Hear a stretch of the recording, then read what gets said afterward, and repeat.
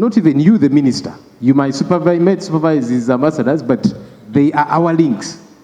We do not have a link. Our embassy got banned. I don't know who you're in touch with, who is heading that mission, because our ambassador has not been accredited to date. Why? Did the DRC not find this person competent enough?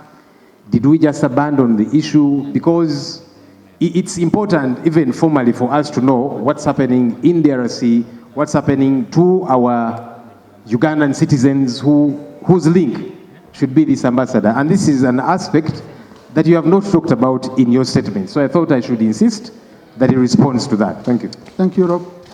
Honourable Minister. Honourable Speaker and honourable colleagues, as you may be aware, the M23 armed group advanced on Goma, DRC on Sunday, 26 January 2025, after capturing significant territory earlier this month in Kivu, North Kivu province.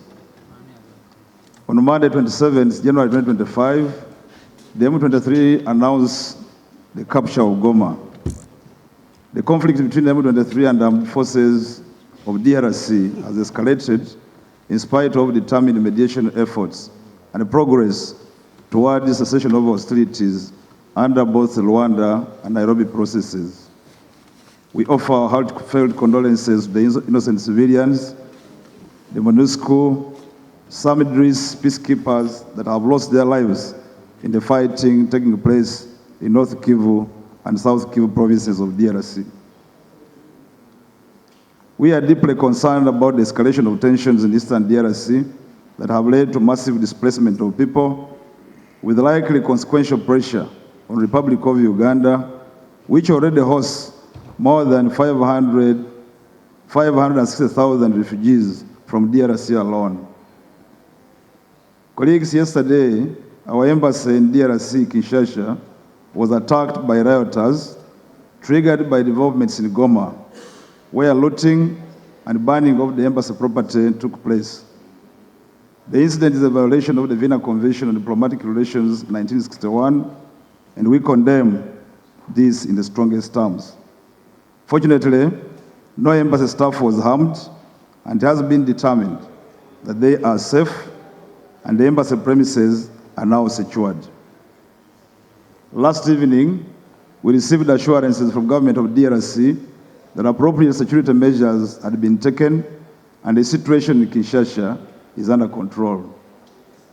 The decision to suspend Uganda Airlines flights to Kinshasa announced yesterday is prudent under the circumstances as we continue to monitor the situation, which is fast changing. The Minister of Foreign Affairs is assessing practical means to provide consular or emergency services to Ugandan nationals resident in DRC, and as need arises, will inform the public in due course of the measures. Honourable members, this is a protracted conflict with a long history of misjudgment and external interference. A multiplicity of factors including ethnicity, citizenship, mineral and economic exploitation, and youth unemployment continue to fuel the conflict. We therefore would like to take this opportunity to categorically state and clarify that the Republic of Uganda dissociates itself from the activities of armed belligerent groups in the DRC. It's important to restate the context to government of Uganda participation in resolution of this conflict since 2013 in order to provide clarity. On 12 December 2013, in Nairobi, 2 declarations and 1 communique were signed, including the Kampala dialogue between the government of the Democratic Republic of Congo and the M23. The documents detailed each side's commitment, including the mobilization and reintegration of former rebels, and the DRC commitment to facilitate the return of refugees. Following the defeat of the M23 armed group in November 2013, the former fighters were received in Kisoro, Uganda, disarmed by Uganda security, and their arms inspected and handed over to government of DRC at Kasindi. The ex-combatants were regularly visited by DRC government officials, the International Committee of the Red Cross, the expanded joint verification mechanism, MONUSCO, defense attaches accredited to Uganda, and international journalists for monitoring and documentation exercises. It should be noted that the ex-combatants were not prisoners, but refugees. Uganda government has, in good faith, regularly shared information with the DRC government on matters relating to activities of the M23 ex-combatants. By 2015, all disarmed ex-combatants that had taken refuge in Uganda, save for non-citizens of DRC, had been handed over to government of DRC. Colleagues, we commend the Rwanda process under the stewardship of His Excellency Joao Lorenzo, the President of the Republic of Angola. We recognize the Nairobi process under the guidance of former President Uhuru Kenyatta. We recall DRC government's approval of EAC regional force deployment in Eastern DRC in November 2022, resulting in success in ensuring a reduction in M23's movement territory by 80%. However, due to disagreement around the force's mandate, the mission was not extended, and the aircraft completed its withdrawal on 21st December 2023, after its mandate expired on 8th December 2023.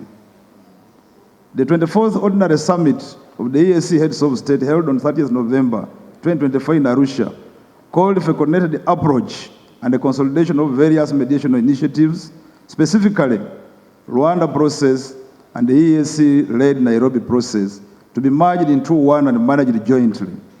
We are hopeful that this initiative will be implemented to ensure a more effective mediation process toward the cessation of hostilities and a lasting peace. Right Honorable Speaker, as we have said before, the problems of Great Lakes region cannot be resolved by military means. This approach has been tried before and unfortunately has its limits and unnecessarily prolongs the resolution of problems. His Excellency President Yoweri Museveni and the government of Uganda remain available to participate in regional peace initiatives to ensure a cessation of hostilities as soon as possible.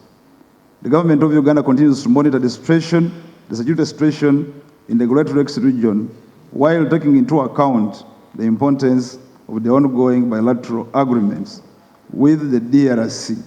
I thank you for your kind attention. Thank you, Honourable Minister.